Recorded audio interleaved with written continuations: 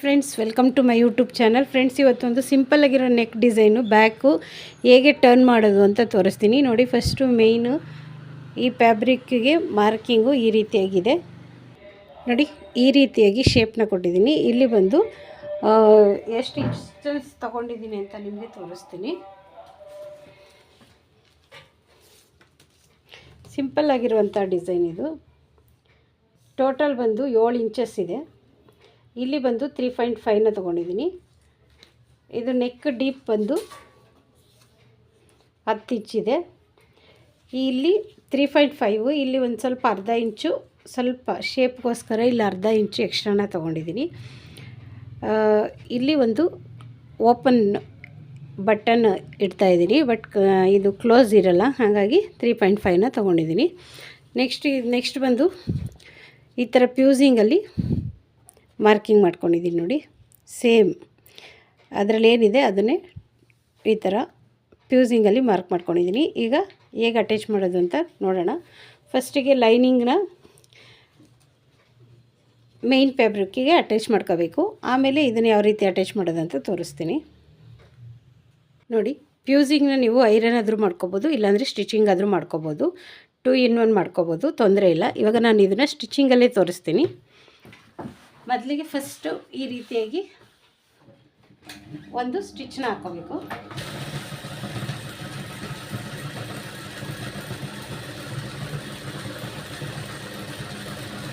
ರೌಂಡಾಗಿ stitch ಹಾಕ್ಕೊಳ್ಳಿ.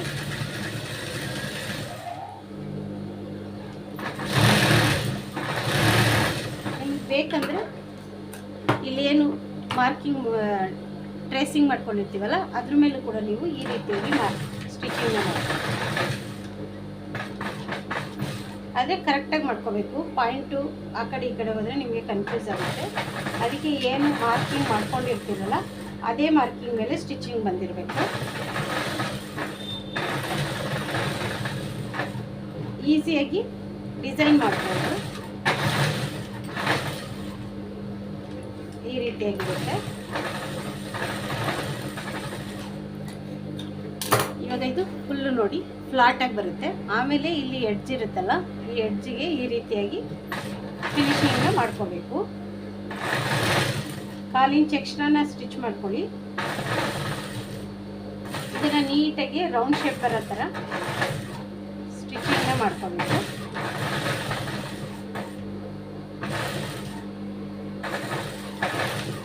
Fusing extra ಬಂದರೆ neck ಫ್ಯೂಸಿಂಗು ಈ ರೀತಿಯಾಗಿ ಏನಾದರೂ ಎಕ್ಸ್ಟ್ರಾ ಇದ್ದರೆ ಸ್ವಲ್ಪ ಟ್ರಿಮ್ ಮಾಡ್ಕೊಳ್ಳಿ ನೋಡಿ. ಈ ರೀತಿಯಾಗಿ ರೌಂಡ್ ಶೇಪಲ್ಲಿ ಬಂದಿದೆ, ಎಷ್ಟು ನೀಟಾಗಿ ಬಂದಿದೆ ಅಂತ ನೋಡಿ. ಇದನ್ನು ನಾವೀಗ ಮೇನ್ ಫ್ಯಾಬ್ರಿಕ್ಗೆ ಅಟ್ಯಾಚ್ ಮಾಡ್ಕೊಳ್ಳೋಣ.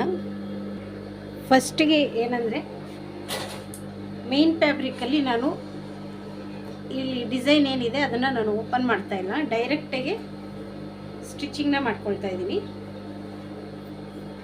ಈ ರೀತಿಯಾಗಿ ಇಟ್ಕೊಂಡು ಫಸ್ಟಿಗೆ ನಾನಿಲ್ಲಿ ಒಂದು ಪಟ್ಟಿನ ಅಟ್ಯಾಚ್ ಮಾಡ್ಕೊಂಡಿದ್ದೀನಿ ನೋಡಿ. ಈ ರೀತಿಯಾಗಿ ಇಟ್ಕೋಬೇಕು ಮೇನ್ ಫ್ಯಾಬ್ರಿಕ್ಕು, ಮತ್ತು ಈ ರೀತಿಯಾಗಿ ಇಟ್ಕೊಂಡು ನಮಗೆ ಎಷ್ಟು ಮಾರ್ಜಿನ್ ಬೇಕು ಅಷ್ಟು ಮಾರ್ಜಿನ್ನ ಸ್ಟಿಚ್ ಮಾಡ್ಕೋಬೇಕು. ತುಂಬ ಈಸಿಯಾಗಿರುತ್ತೆ ಇದು. ಒಂದು ಸ್ಟ್ರೇಟ್ ಲೈನ್ ಹಾಕ್ಕೊಳ್ಳೋಣ. ಇಲ್ಲಿ ಬಾಟಮಲ್ಲಿ ಒಂದು 1.5 ಇಂಚಸ್ ಈ ಥರ ಬಾರ್ಡ್ರ್ ಇರುವಾಗ ಮೊದಲೇ ನಾವೇನಾದರೂ ಪೀಸ್ನ ಅಟ್ಯಾಚ್ ಮಾಡಿಕೊಂಡ್ರೆ ಸ್ಟಿಫ್ನೆಸ್ ಆಗಿ ನೀಟಾಗಿ ಈ ಥರ ಕುತ್ಕೊಳ್ಳುತ್ತೆ ನೋಡಿ. ಈ ರೀತಿಯಾಗಿ ಇಲ್ಲಿ ನಮಗೆ ಫಿನಿಶಿಂಗ್ ಅನ್ನೋದು ನೀಟಾಗಿ ಕುತ್ಕೊಳ್ಳುತ್ತೆ. ಈ ರೀತಿಯಾಗಿ ಫ್ಲಾಟಾಗಿ ನಾವೇನು ಮಾರ್ಕ್ ಮಾಡಿರ್ತೀವಿ ಅದನ್ನು ಲೈನಿಂಗಲ್ಲಿ ಕಾಣೋ ಥರ ಮಾಡಿಕೊಂಡು ಒಂದು ಸ್ಟಿಚ್ನ ಹಾಕೋಬೇಕು.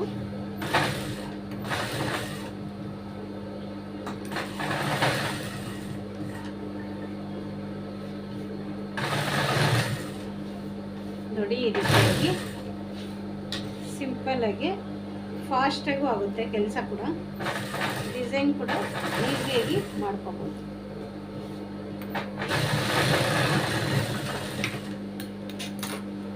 ನೋಡಿ ಈ ರೀತಿಯಾಗಿ ಫ್ಲಾಟಾಗಿ ರೆಡಿಯಾಗಿದೆ. ಈ ರೀತಿ ಬಂದಿದೆ.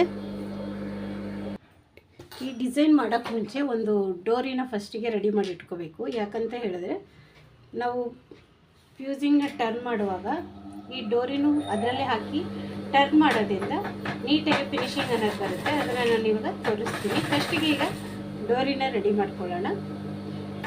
ಯಾವ ಉದ್ದ ಬೇಕಾ ಚಿಕ್ಕ ಬೇಕಾ ಅಂತ. ಇವ್ರಿಗೆ ಸ್ವಲ್ಪ ಚಿಕ್ಕದಾಗಿ ಬೇಕಾಗಿರೋದ್ರಿಂದ ಒಂದು ಮೀಡಿಯಮ್ ಸೈಜಲ್ಲಿ ಈ ಥರ ಸಣ್ಣದಾಗಿ ಸ್ಟಿಚ್ ಮಾಡ್ಕೋಬೇಕು. ನೋಡಿ 2 ಸ್ಟಿಚ್ಗಳನ್ನ ಹಾಕ್ಕೊಳ್ತೀನಿ ನಾನು.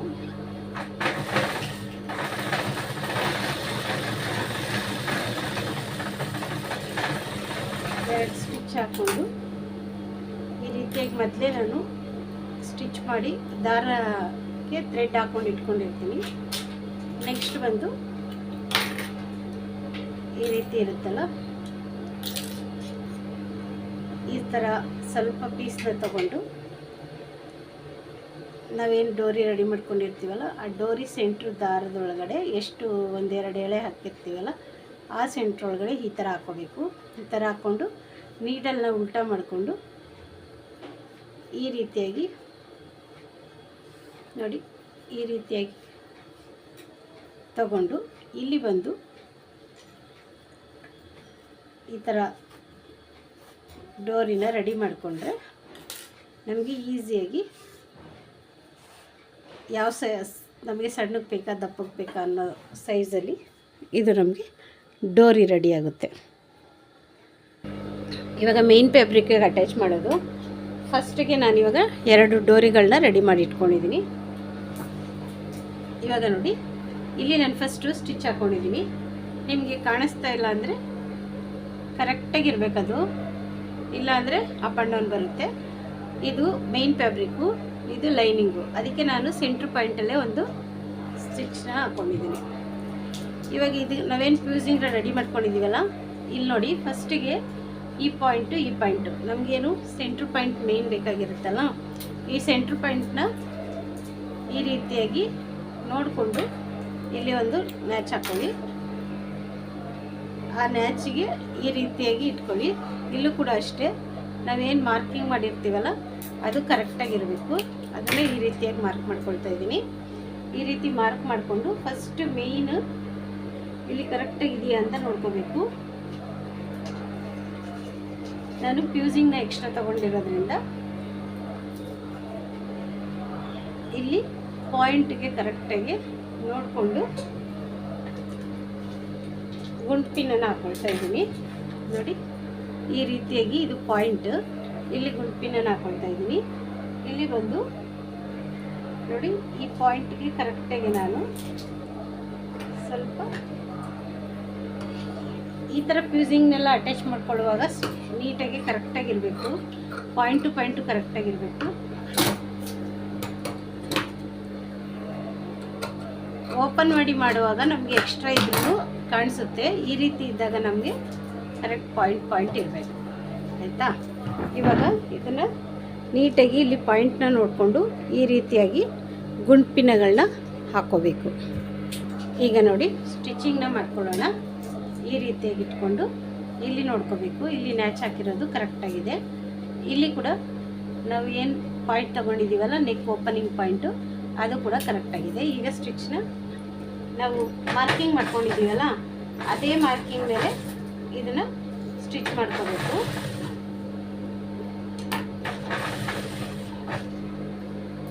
ಈ ರೀತಿಯಾಗಿ ಇಲ್ಲಿ ನೋಡಿ, ಇಲ್ಲಿ ಈ ರೀತಿಯಾಗಿ ಸ್ಟಿಚ್ ಮಾಡ್ಕೊಳ್ಳೋಣ. ಫಸ್ಟಿಗೆ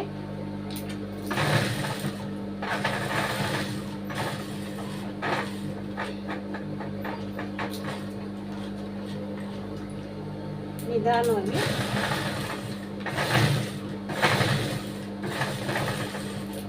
ಮಾರ್ಕಿಂಗ್ ಮೇಲೆ ಸ್ಟಿಚಿಂಗ್ ಬರಬೇಕು. ಇದಾದಮೇಲೆ ನೋಡಿ ಡೋರಿನ ತಗೊಳ್ಳಿ. ಡೋರಿ ತಗೊಂಡು ಇಲ್ಲಿ ಕರೆಕ್ಟ್ ಪಾಯಿಂಟ್ ಇರುತ್ತಲ್ಲ, ಕರೆಕ್ಟ್ ಕರೆಕ್ಟ್ ಪಾಯಿಂಟಿಗೆ ನೀವು ಇಟ್ಕೋಬೇಕು. ಇಲ್ಲ ಅಂದರೆ ನೆಕ್ಸ್ಟ್ ಇದು ಇನ್ನೊಂದು ಮೆಥಡ್ ಇದೆ, ಅದನ್ನು ನಾನು ತೋರಿಸ್ತೀನಿ.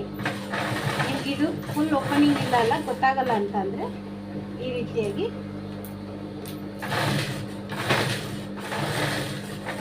ಸ್ಟಿಚ್ಚನ್ನ ಹಾಕ್ಕೊಂಡಾದ್ಮೇಲೆ ಈ ಗುಂಡ್ ಪಿನ್ಸ್ ಎಲ್ಲ ತೊಗೊಂಡ್ಬಿಡಿ. ನೆಕ್ಸ್ಟ್ ಇದನ್ನು ಕಟ್ ಮಾಡ್ಕೋಬೇಕು. ಇಲ್ಲಿ 1/4 ಇಂಚು ಬಿಟ್ಟು ಕಟ್ ಮಾಡ್ಕೋಬೇಕು, ರೆಡಿ ಕಟ್ ಮಾಡಬಾರ್ದು. ನೋಡಿ ಈ ರೀತಿಯಾಗಿ ಕಟ್ ಮಾಡ್ಕೋಬೇಕು. ಇಲ್ಲಿ ಸೆಂಟರಲ್ಲಿ ಪಾಯಿಂಟ್, ಇಲ್ಲೂ ಕೂಡ ಅಷ್ಟೇ 1/4 ಇಂಚನ್ನ ಬಿಡಬೇಕು.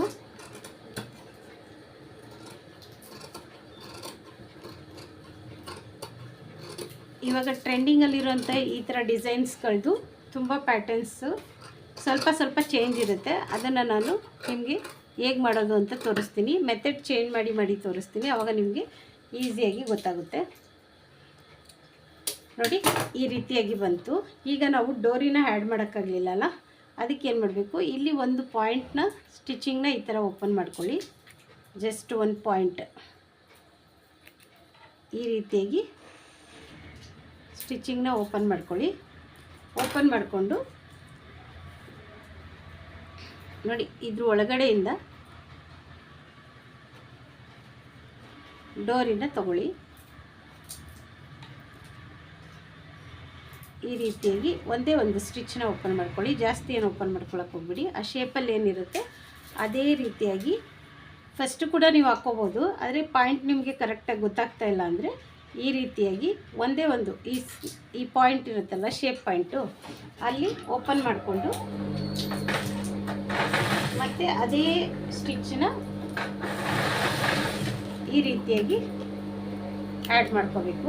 ಆ್ಯಡ್ ಮಾಡ್ಕೊಂಡಾದ್ಮೇಲೆ ಇಲ್ಲಿ ನ್ಯಾಚ್ನ ಮಾಡ್ಕೋಬೇಕು. ಯಾವಾಗಲೂ ಈ ಥರ ಶೇಪ್ ಇರುವಾಗ ನ್ಯಾಚ್ಗಳನ್ನ ಮಾಡ್ಕೋಬೇಕು. ಮಾಡ್ಕೊಂಡಾದ್ಮೇಲೆ ನೋಡಿ ಈ ರೀತಿಯಾಗಿ ಟರ್ನ್ ಮಾಡಿದ್ರೆ ನಮಗೆ ಔಟ್ಸೈಡು ಡೋರಿ ಅಟ್ಯಾಚ್ ಮಾಡೋದು ಫಿನಿಶಿಂಗ್ ಕೂಡ ನೀಟಾಗಿ ಬರುತ್ತೆ. ಎಕ್ಸ್ಟ್ರಾ ಇಲ್ಲಿ ಕೆಲಸ ಕೂಡ ಇರಲ್ಲ. ನಾವು ರೆಡಿ ಮಾಡ್ಕೊಂಡು ಆಮೇಲೆ ಕೂಡ ಅಟ್ಯಾಚ್ ಮಾಡ್ಕೋಬೋದು, ಆದರೆ ಇಷ್ಟು ಫಿನಿಶಿಂಗ್ ಬರಲ್ಲ, ಈ ರೀತಿಯಾದ ಫಿನಿಶಿಂಗ್ ಬರಲ್ಲ. ನೋಡಿ ಇಲ್ಲೇನು ನಮಗೆ ಕಚ್ಚಾ ಏನು ಕಾಣಿಸಲ್ಲ, ಅಥವಾ ಥ್ರೆಡ್ಸು ಆ ಥರದ್ದು ಏನು ಕಾಣಿಸಲ್ಲ, ನೀಟಾಗಿ ಫಿನಿಶಿಂಗ್ ಬಂದಿರುತ್ತೆ. ಅದಕ್ಕೆ ಈ ರೀತಿ ಮೆಥಡ್ನ ಫಾಲೋ ಮಾಡೋಣ. ಇವಾಗ ನೆಕ್ಸ್ಟ್ ನೀಟಾಗಿ ಟರ್ನ್ ಮಾಡಿ ಐರನ್ ಮಾಡ್ಕೋಬೇಕು. ಐರನ್ ಮಾಡ್ಕೊಂಡಾದ್ಮೇಲೆ ಫೈನಲಿ ಸ್ಟಿಚಿಂಗ್ ಬೇಕಂದರೆ ಹಾಕ್ಕೋಬೋದು, ಇಲ್ಲಾಂದರೆ ನೀವು ಇನ್ಸೈಡು ಎಮಿಂಗ್ ಕೂಡ ಮಾಡ್ಕೋಬೋದು. ನಾನು ಇವಾಗ ಈ ಪ್ಯಾಟರ್ನ್ ನೋಡಿ ಡಿಫ್ರೆಂಟಾಗಿರೋ ಪ್ಯಾಟರ್ನ್ ಆಗಿರೋದ್ರಿಂದ ಸ್ಟಿಪ್ಪಾಗಿ ಕೂತ್ಕೊಳ್ಳಿ ಅಂತ ಒಂದು ಸ್ಟಿಚ್ ಹಾಕ್ತಾಯಿದ್ದೀನಿ. ನಾವು ಇದು ಫ್ಯೂಸಿಂಗಲ್ಲಿ ಟರ್ನ್ ಮಾಡಿರೋದ್ರಿಂದ ಅದು ಕೂಡ ನೀಟಾಗಿ ಕೂತ್ಕೊಂಡಿರುತ್ತೆ. ನಮಗೆ ಐರನ್ ಸ್ಟಿಪ್ ಈ ಥರ ಮಾಡ್ಕೊಂಡ್ಬಿಟ್ರೆ ಸ್ಟಿಚಿಂಗ್ ಕೂಡ ಬೇಕಾಗಿರಲ್ಲ, ಅಷ್ಟು ನೀಟಾಗಿ ಫಿನಿಶಿಂಗ್ ಇದೆ. ನೋಡಿ ಇದು ಈ ರೀತಿಯಾಗಿರುತ್ತೆ, ಇಲ್ಲೇ ಕ್ಲೋಸ್ ಪಾಯಿಂಟಲ್ಲೇ ಇರುತ್ತೆ. ಇದು ಈ ರೀತಿಯಾಗಿ ಡೋರಿನ ಟ್ಯಾಗ್ ಮಾಡ್ಕೋಬೋದು. ಈಗ ಒಂದು ಸ್ಟಿಚ್ ಹಾಕೋದ್ರಿಂದ ಇದನ್ನು ಓಪನ್ ಇಟ್ಕೊಳ್ಳಿ. ನೀಟಾಗಿ ಕರೆಕ್ಟಾಗಿ ಇಟ್ಕೊಂಡು ಒಂದು ಸ್ಟಿಚ್ನ ಹಾಕ್ಕೊಳ್ಳೋಣ.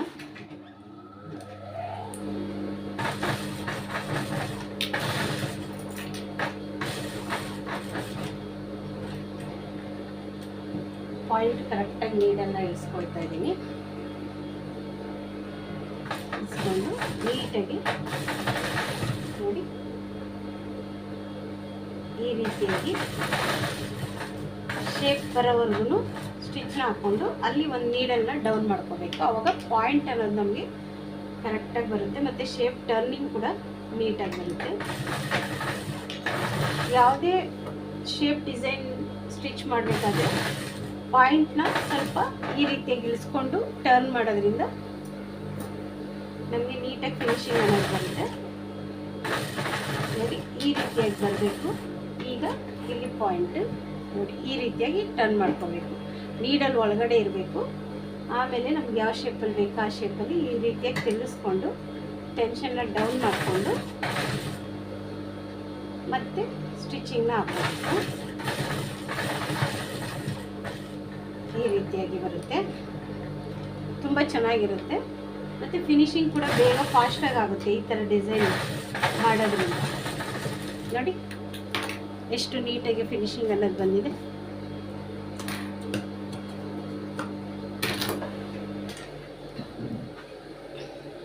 ಈ ರೀತಿಯಾಗಿ